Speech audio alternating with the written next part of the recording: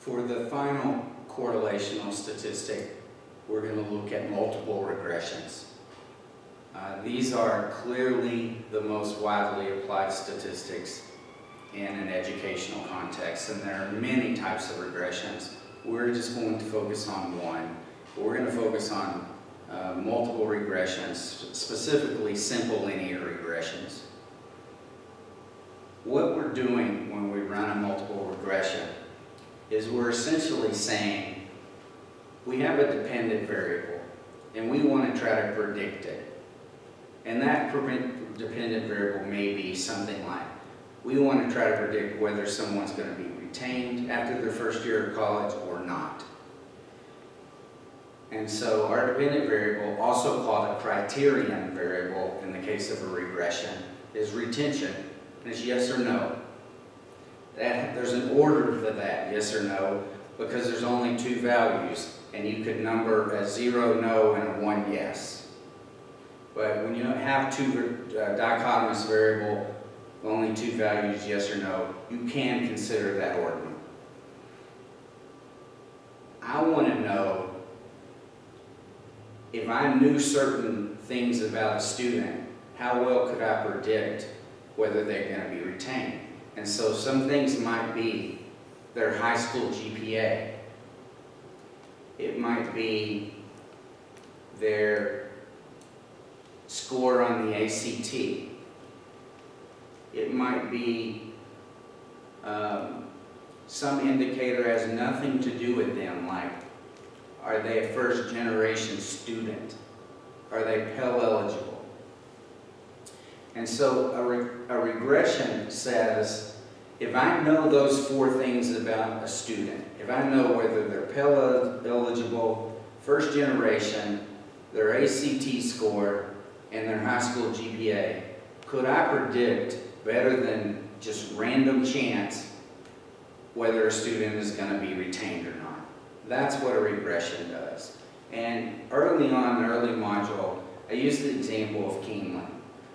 You want to predict the winning horse.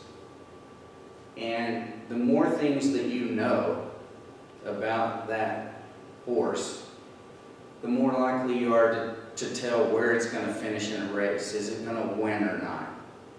And so you would take into account statistical models that would consider its most recent times, its jockeys' winning percentages, training winning percentages, time on different tracks or surface.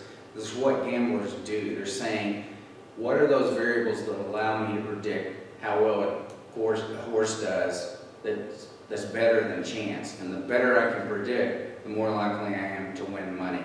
In the case of admissions, you want to admit students are going to be retained, especially if we're living in this outcomes-based funding model. So in this example, what you need to do, you need to have Teacher 2 save open, and you need to look at output 17. I'm just running a regression that in one case makes no sense, and I chose this intentionally to explain why it doesn't make sense. But here's my question. Is teacher efficacy related to the personal characteristics of teacher, specifically gender, their race, their level of education?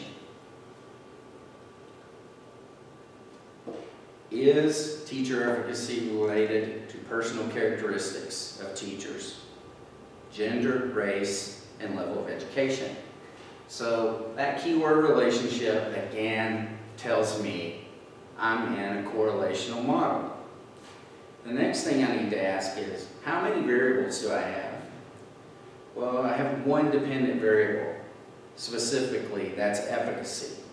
But I have three variables that are called predictors that I'm trying to look at their correlation with teacher efficacy. It's not just two variables, one variable with another. It's three variables relationship with one dependent variable. So because I have more than two variables or two variables controlling for a third, I'm now down to a regression. And the regression that we're going to run and focus on is a linear regression. So I'm going to drag over and click on linear. In this particular question, is there a relationship between teacher efficacy? That's what I'm trying to predict. So I'm going to scroll down and I'm going to find teacher efficacy. And there it is. Starts with teacher and you'll see the EF and it's, fairly close to the bottom. So that's my dependent variable. My predictors or independent variables are the three personal characteristics of teachers that I'm interested in. And those three characteristics were all Q31, Q32, and Q33. So I scroll up and I say, what is your sex under record number? That's gender. What is your race? And your highest level of education. And all I have to do is click OK, and I've got a regression.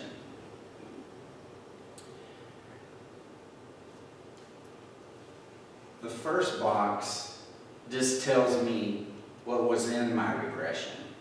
My dependent variable was teacher efficacy, and my predictors were highest level of education, gender, and racial ethnic background.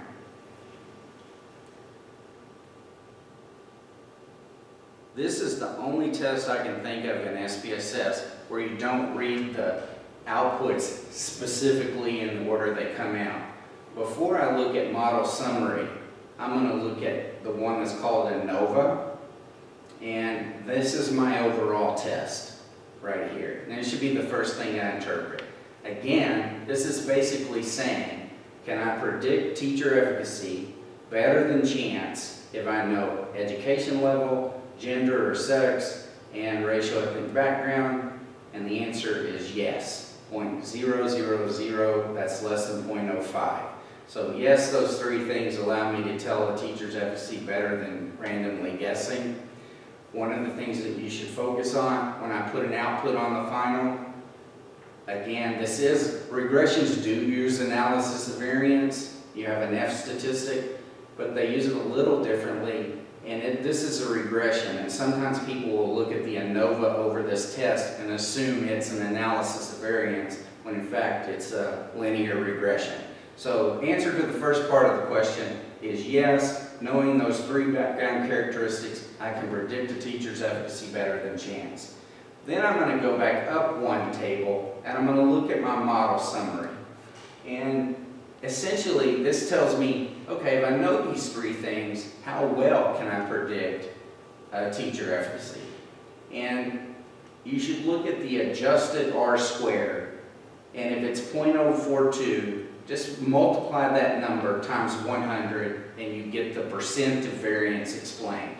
So these three background characteristics enable you to predict and explain 4.2% of the variance in teacher efficacy. That's not a lot of variance, but it is statistically significant, so it's better to know these things than random. But I like to see higher variance than 4.2%. The next thing you're going to do is you're going to scroll down to the most important table, and you're going to focus on two columns. Okay, so we know the three variables collectively allow me to predict teacher efficacy better than chance. We also know that they allow me to explain 4.2% of the variance in teacher efficacy. The last question is, okay, so which of those three things are significant and which of them are the best or the most powerful at predicting my dependent variable teacher efficacy? And to see that, I first look at the significant. What is your sex? It's significant, 0.000. What is your race, ethnic background? 0.000. What's your highest level of education? It's not significant, 0.510, greater than 0.05. So in addition to knowing whether they're significant or not, You need to know how powerful they are relative to one another. And so that's where you look at this column called standardized betas, standardized beta coefficients. And literally, standardized means if one of them was a 0.2 and another predictor had a value of 0.1, the one that had the value of 0.2 is literally twice as good, twice as powerful at predicting teacher efficacy. So in this case, however race is coded, it's negative. So as race goes up, efficacy goes down. And as gender goes up, efficacy goes up as well. And so I happen to know males are coded as a 0 in this database, females are coded as a 1. So going from a 0 to a 1 in gender means you're going to a higher number as you go to female.